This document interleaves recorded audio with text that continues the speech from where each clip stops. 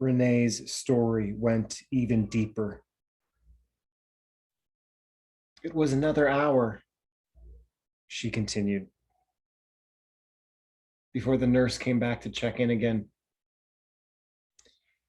He got on the other side of David's bed and took off his oxygen mask. David could breathe without it, short term. The nurse began putting lotion on his face. "Help us," I said. "Well, I'm not sure what you mean," the nurse said. He was quiet for a few seconds. "But," he said, "when I come back in an hour, I'm willing to bet his vitals will be roughly the same as now, so naturally I'll record that on my report in an hour, that there are no significant changes. And if you leave between now and then, that too will be noted. I actually don't think anyone would ever look at that, but if they did, ever, my note will be there." He paused. "If you read between the lines." He was done putting the lotion on David's face by now. He was putting the oxygen mask back on. "I am so truly sorry, honey," he said quietly. "I can't, I wish there was, this shouldn't be on you. I am not telling you what to do, but you asked for help, and you can trust me, whatever you decide." He said, "Whatever you decide will be the right decision, because I know he trusts you, and I trust you too." He closed the curtain behind him on the way out.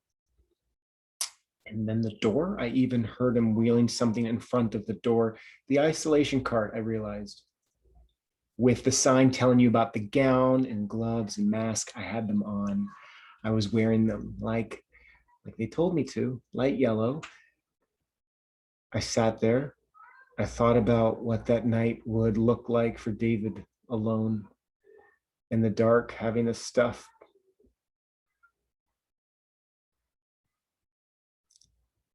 pumped into his veins, alone. But how could I?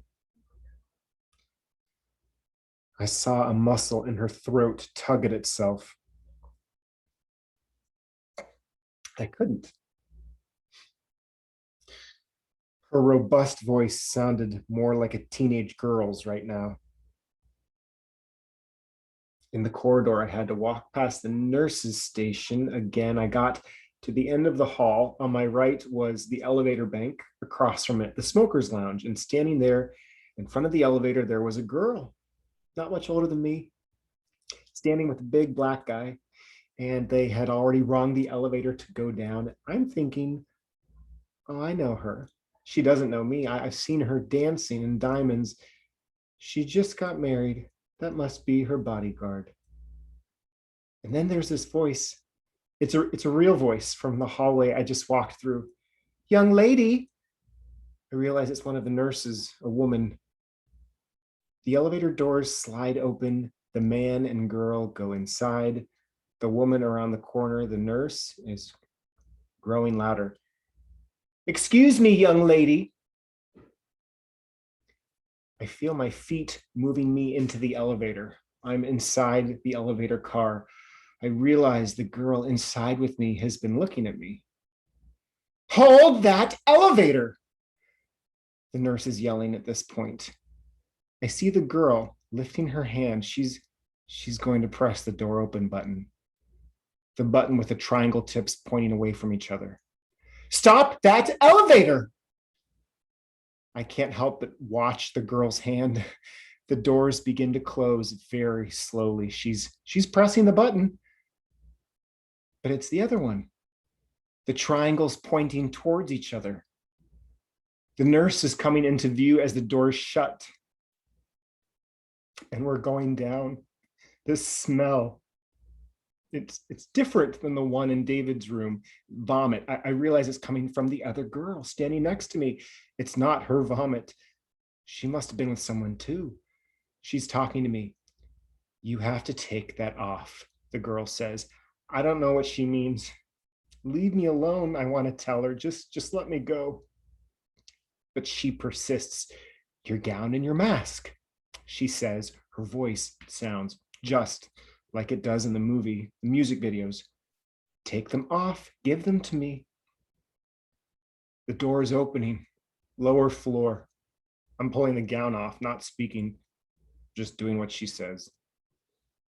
We're opening now on an even lower floor. I've already given her my mask. The entire elevator car smells of feces and vomit and death. And people just keep getting on like everything is normal, even though they can smell it too. They can smell it too, right? So why is everyone acting like this is normal? I don't remember. I'm walking out the sliding doors. It is really, really warm out, gray and humid, but I still feel cold. I see an ambulance, the word ambulance in the burnt orange color, parked in front of me, and the blue and yellow and white insignia on top of that, St. Vincent's. I crossed 7th Avenue.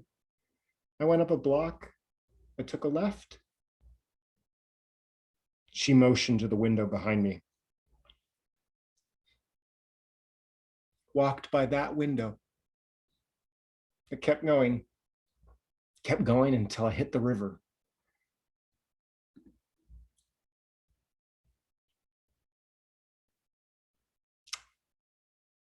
That was my 22nd birthday. There was no going back after that.